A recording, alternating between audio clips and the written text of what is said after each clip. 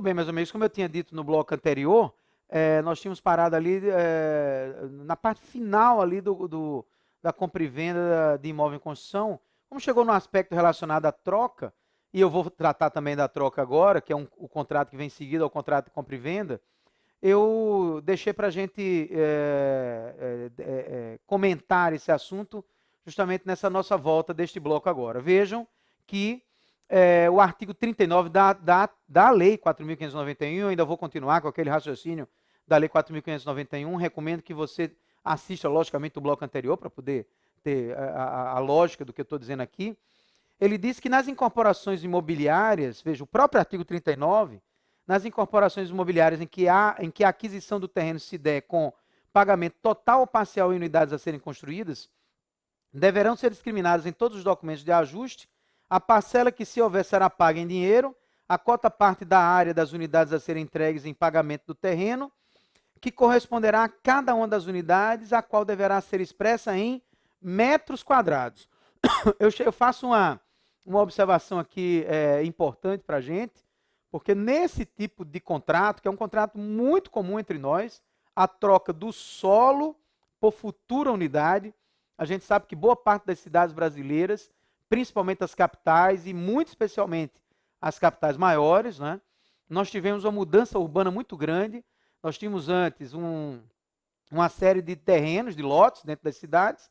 Esses lotes foram trocados por futuras unidades que foram sendo construídas sobre aqueles lotes ali especificamente, né?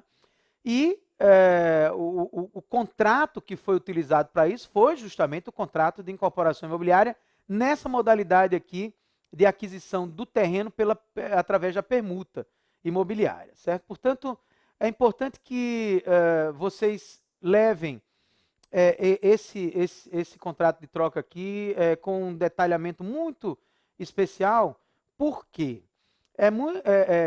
do ponto de vista prático, é muito comum as pessoas fazerem a permuta do terreno, da casa, por unidades de apartamento. Então, chega lá a pessoa para negociar e diz, olha, eu vou te dar aqui 5 apartamentos. Tudo bem, mas são 5 apartamentos, de que tamanho você vai me dar, né, em troca do meu solo?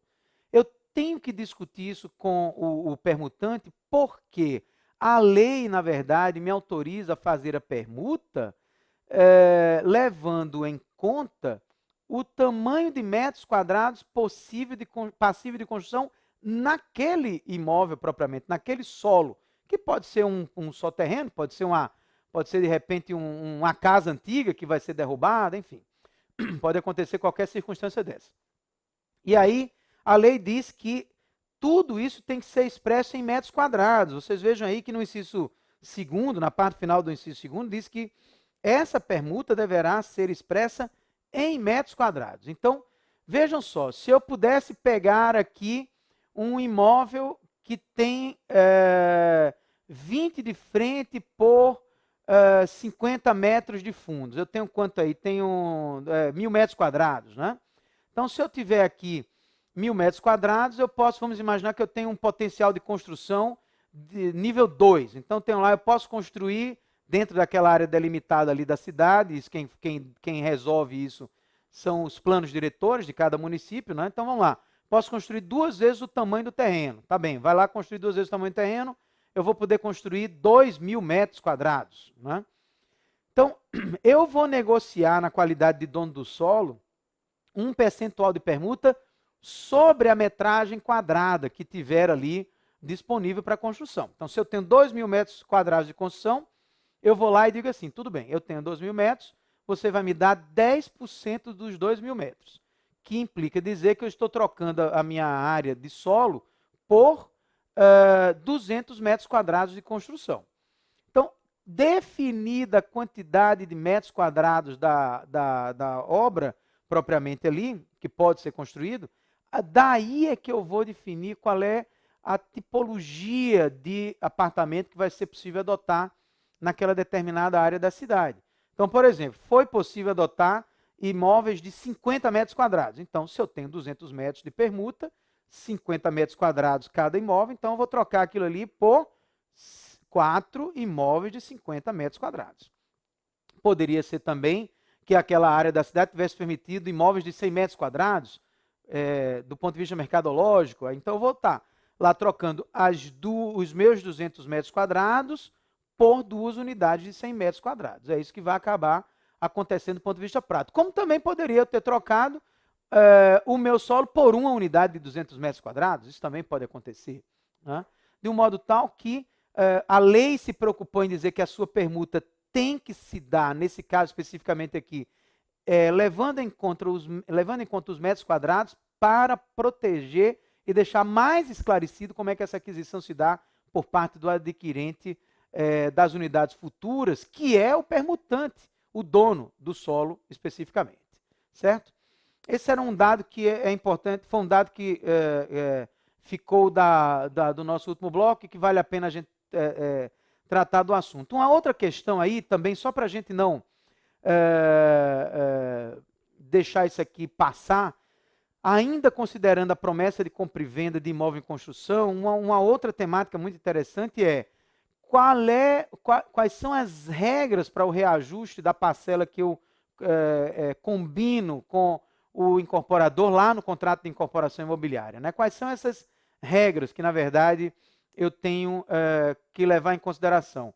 E vocês vejam aqui que o nosso STJ já vinha decidindo que o adquirente tem que pagar, antes da entrega da obra, a parcela programada no contrato de compra e venda, mais a correção por um índice econômico, que seria o Índice Nacional da Construção Civil, que é o INCC, certo?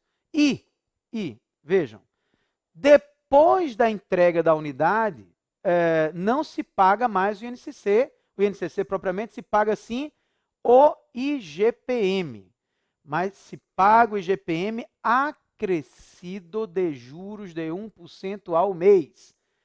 Juros de 1% ao mês acrescido com o IGPM depois da entrega da obra. Eu estou trazendo aqui esse ERESP 670117, né? Que é um embargo de divergência que foi suscitado por uma parte que ganhou esse número, 670117, e o que é que ficou decidido no STJ? Que é possível, antes da entrega da obra, você fazer o reajuste da parcela pelo INCC, mais 1% de juros, mesmo antes da entrega. Eu particularmente acho que isso não seria possível, com todo o respeito, evidentemente, à decisão do STJ, em razão de nós estarmos tratando do momento de execução da obra. Vejam, de modo geral, como regra geral, tanto é que isso não é discutido em repercussão geral, essa temática não é de repercussão geral, mas nesse caso concreto se discutiu que era possível acumular INCC mais 1% ao mês. Eu acho que esse 1% ao mês só é possível depois da entrega da obra, tendo em vista que eu uso dinheiro do próprio adquirente durante a obra, para construir a obra, portanto não teria juros compensatórios em razão disso. Mas o STJ já deixou claro que é possível acumular INCC mais 1% antes da entrega da obra e IGPM mais 1% depois da entrega da obra, certo? Essa é uma regra que nós temos hoje em andamento dentro da interpretação que o STJ dá ao assunto, não em repercussão geral. Portanto, os tribunais estaduais, que tratam evidentemente da matéria, estão livres para fazer interpretação de modo diverso, sendo o caso, certo? Muito bem, vamos voltar aqui ao nosso roteiro. Como eu tinha dito que eu ia falar da permuta, eu falei daquela questão da permuta do solo por futuras unidades, eu agora vou tratar especificamente do contrato de permuta que nós temos previstos ali no nosso Código Civil. Logo depois que nós temos o contrato de compra e venda, nós passamos a ter o contrato de permuta, e o contrato de permuta deixa extremamente claro aqui o seguinte, que é um termo que nos chama muita atenção. Aplicam-se à troca as disposições referentes à compra e venda com as seguintes modificações. Primeiro, aqui o inciso primeiro não está constando nesse slide, mas eu tenho aqui, evidentemente, o texto da lei para mostrar para vocês. e vocês acompanharem comigo, lá no artigo 533, né? Quando ele diz aqui o seguinte: aplica-se a troca as mesmas disposições com as seguintes modificações, salvo disposição em contrário, cada um dos contratantes pagará por metade as despesas com o instrumento de troca. Me parece isso extremamente normal, óbvio. Claro que a lei precisou dizer para não haver disputa se eu pago 40%, 60%, o outro, 70%, 30% o outro. Para não haver discussão, cada um paga as suas despesas do instrumento de troca pela metade, né? E, claro, salvo disposição em sentido contrário. Se alguém quiser estipular algo diferente, não há dúvida nenhuma que essa estipulação em sentido diferente vai ser possível, certo? Portanto, essa é a primeira observação que a gente tem a fazer aqui no contrato de permuta propriamente, mas não é a única.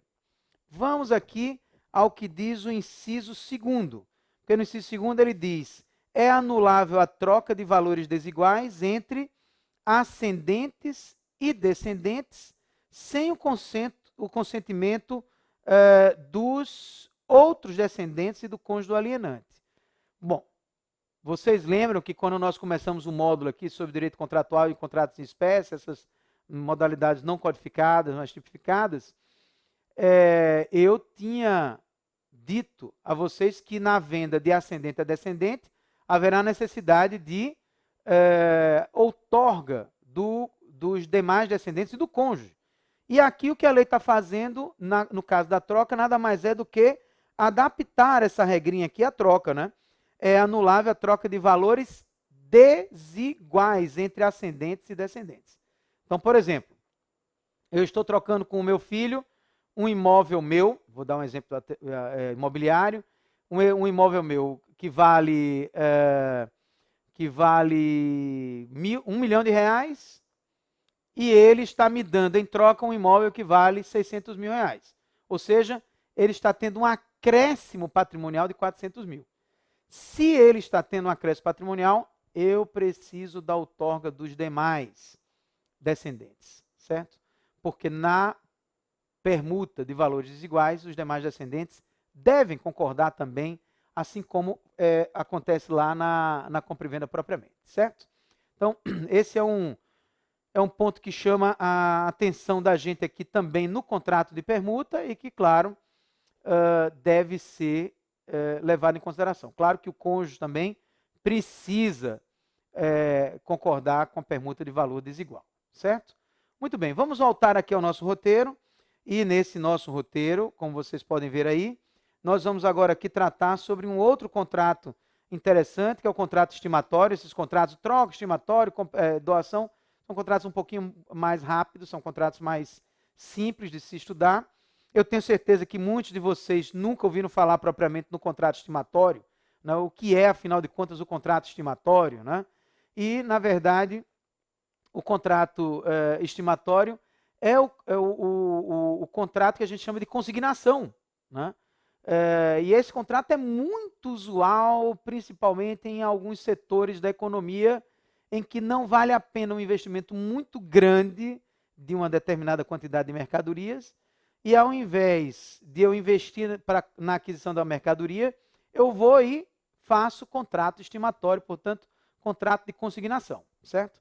E vejam aqui o que é que diz a lei a respeito do assunto, né? Eu trago o próprio texto da lei e vejam o que é que diz o artigo 534, que aliás é a partir do ponto que se começa propriamente o nosso contrato estimatório, quando ele diz: pelo contrato estimatório, o consignante entrega bens móveis ao consignatário, que fica autorizado a vendê-los, pagando àquele, portanto ao consignante, o preço ajustado, salvo se preferir, no prazo estabelecido, restituir-lhe a coisa consignada. Vejam, esse contrato ele é muito interessante do ponto de vista econômico dele mesmo. Ele tem uma característica econômica interessante. O consignante, ele é dono da mercadoria, ele é o proprietário da mercadoria, e o que é que ele faz? Ele entrega em consignação ao consignatário. O consignatário não adquire a propriedade da mercadoria, como vocês podem ver. Ele entrega, o consignante entrega a posse da mercadoria ao consignatário. Esse consignatário, na hora em que realiza essa transação, ele já deixa certo com o consignante qual é o valor que ele vai ter que pagar para ficar com a mercadoria. É um valor previamente estimado entre as partes. Daí, você perceber que, se eu, na qualidade de consignatário, vender a mercadoria, eu já sei que se eu vendê-la por 10 e eu ter combinado com o consignante 8, eu vou vender pelos meus 10, ter o meu lucro de 2 e pagar ao consignante os 8. Portanto, eu não precisei adquirir a propriedade da coisa e mesmo assim tive a coisa disponível para colocá-la no mercado, certo? A lógica do contrato estimatório é exatamente essa, certo? Isso é um ponto que vale a pena a gente levar em consideração. Vejam que o próprio artigo 534 também vai dizer o seguinte: se por acaso chegar ao final do contrato e você não tiver vendido para um terceiro e você quiser devolver a mercadoria, você, consignatário, também tem direito de devolver a mercadoria, certo? De um modo que é um contrato que facilita muito o circuito de mercadorias entre nós. Acontece muito isso no setor de bebidas alcoólicas, né? É um setor que envolve um valor concentrado muito grande da mercadoria, como é o caso do setor de vinhos, né? Então você vai lá, ao invés de comprar 1.000 garrafas de vinho, você pega em consignação, vende, se vender, devolve o preço que já foi combinado, se não vender, devolve a própria mercadoria para o consignante, certo? Essa é a sistemática que nós temos aqui do contrato de consignação propriamente. Mas vejam que, além dessa questão conceitual, o nosso Código Civil também diz que o consignatário não se exonera da obrigação de pagar o preço se a restituição da coisa, portanto da mercadoria que eu estou chamando assim nos nossos exemplos, em sua integridade se tornar impossível, ainda que por fato a ele não imputável, certo? Ou seja, a lei praticamente criou uma responsabilidade objetiva por parte do consignatário, aquele que recebe em consignação. Então, eu estou lá, sou dono da loja de vinhos, por exemplo, peguei em consignação 10 garrafas de vinho. Aí, coloquei lá na minha prateleira para fazer a venda. De repente, chega um assaltante lá na minha loja, leva tudo que tem, inclusive as garrafas de vinho. Aí eu entro em contato com o consignante e digo: olha, infelizmente, eu não vou nem te poder pagar, porque eu fui assaltado aqui, não tive condições de vender ao meu público o vinho que você me deixou em consideração, nem vou poder te devolver o vinho, porque as garrafas de vinho foram roubadas no assalto, durante o assalto. Então, o que é que a lei está dizendo? Mesmo que a restituição não seja possível por fato não imputável ao consignatário, mesmo assim, haverá a responsabilização do consignatário, certo? Me parece que a regra é bastante justa, porque não teria como se levar esse risco para o consignante propriamente, já que ele não vai estar na posse da coisa. Isso poderia trazer um grau, se não houvesse essa regra, um grau de insegurança a esse tipo de relacionamento contratual, né? Muito bem, vamos voltar aqui ao nosso roteiro, ainda dentro do contrato de consignação. Nós temos aqui a regra do artigo 536 do nosso Código Civil, que diz que a coisa consignada não pode ser objeto de penhora ou sequestro pelos credores do consignatário, enquanto não pago integralmente o preço. Isso me parece extremamente lógico. Não sei se vocês devem concordar comigo que isso é extremamente lógico, por uma questão conceitual.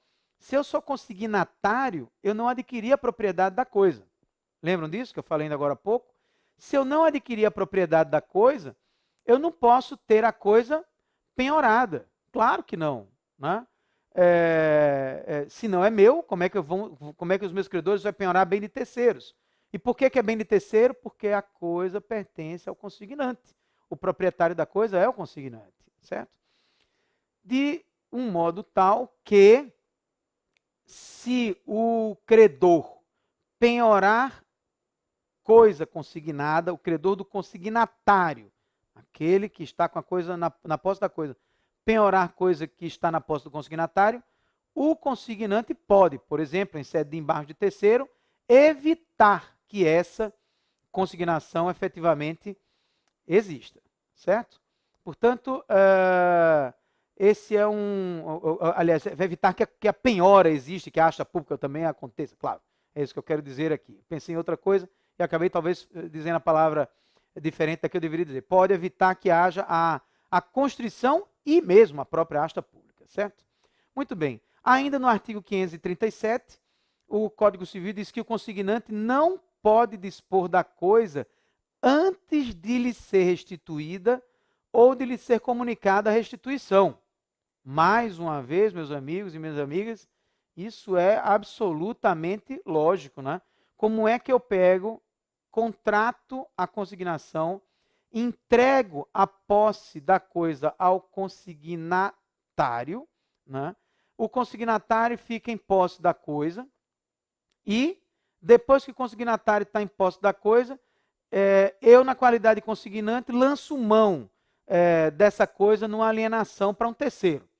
Claro que eu não posso fazer isso, porque o bem está em consignação, e se está em consignação, é óbvio que eu não posso dispor de coisa que está vinculada a um outro contrato propriamente, certo? De todo modo, é importante a gente observar que esse contrato de consignação é um contrato muito usual nessa matéria, nesse ramo de bebidas alcoólicas, de livros. É muito comum também algumas livrarias se utilizarem desse tipo de negócio para evitar de se fazer um grande investimento e, de repente, não haver a venda, por exemplo, daquilo que você está comprando. Então, o contrato estimatório tem essa característica especificamente. Para a gente encerrar aqui o contrato estimatório, é bom lembrar que não se confunde contrato estimatório com contrato de compra e venda. No contrato de compra e venda, se fosse a hipótese, o vendedor entrega ao comprador a propriedade da coisa. E, claro, com ânimos de transmissão da propriedade da coisa. No caso do contrato estimatório, como ficou muito claro, pelo menos eu espero que tenha ficado bem claro essa explanação, o vendedor, o consignante, ele entrega a posse da coisa ao consignatário, e o consignatário fica com o poder, claro, com o direito de vender a terceiros, mas claro que isso não representa efetivamente uma compra e venda, certo? Portanto, não se confunde contrato estimatório com contrato de compra e venda, que tem uma lógica totalmente diferente uma da outra, certo? Muito bem. Até agora nós vimos aqui vários temas sobre contrato de compra e venda, os temas relacionados à permuta, os temas relacionados à doação. Infelizmente, são várias temáticas que nós temos em andamento e, claro, que eu vou fazer uma pequena parada aqui para poder a gente descansar um pouco, e daqui a pouco eu volto com o contrato de doação, para a gente ver alguns aspectos relacionados ao contrato de doação. Até daqui a pouco.